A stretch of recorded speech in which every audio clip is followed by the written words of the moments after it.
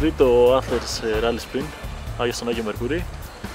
Είναι η πρώτη φορά που συμμετέχω σε αυτόν τον αγώνα και η αλήθεια ήταν ότι αντιμετώπισα κατευθείαν τις πιο δύσκολες συνθήκες που μπορούσα να συναντήσω.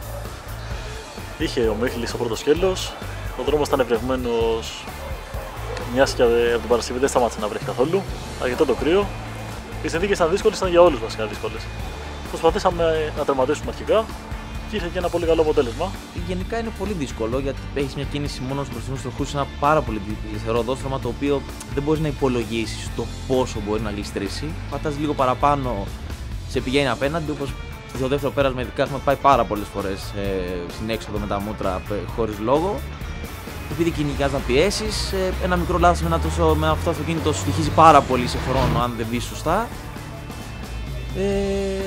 Ήταν δύσκολα πραγματικά πολλές συνθήκες, αλλά λόγω καλής γνώσης δρόμου, καλά γραπτά, καλές δοκιμές και με ένα καλό αυτοκίνητο σε θέμα πατήματος, στισίματος και με τα σωστά ελαστικά και όλη καλή προετοιμασία φέρνει και το αποτέλεσμα.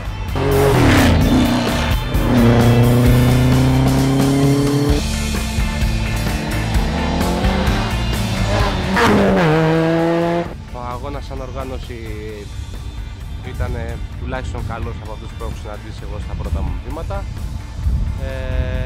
Για μας η ειδική ήταν πολύ γλιστερή. Έχουμε κάνει μια πολύ κακή επιλογή ελαστικών. Μάλλον δεν είχαμε και άλλη επιλογή ελαστικών. Γλιστρήσαμε παντού.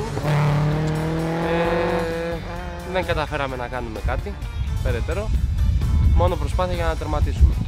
Η αλήθεια είναι δεν μπόρεσα να κατέβω μέχρι τέρμα να δω τι χρόνο θα έκανα. Πίεσα όσο μπορούσα να πιέσω στην αρχή, αν και γλίστραγε αρκετά το πρώτο κομμάτι. Μετά σε κάποιες ευθείες είχαμε το πρόβλημα με το τούρμπο και αναγκαστήκαμε να εγκαταλείψουμε. 35 δεξιά και άστο απέναντι, φρένα φορκέτα δεξιά. 5 αριστερή. Άστο, μπράβο.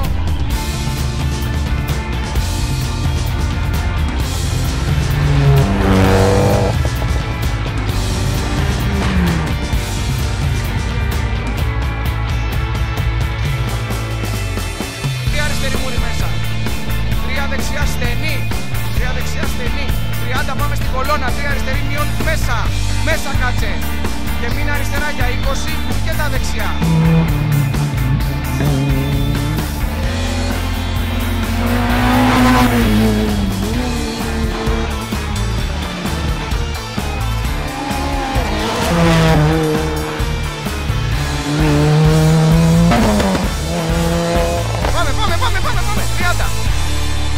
Πάμε και 100.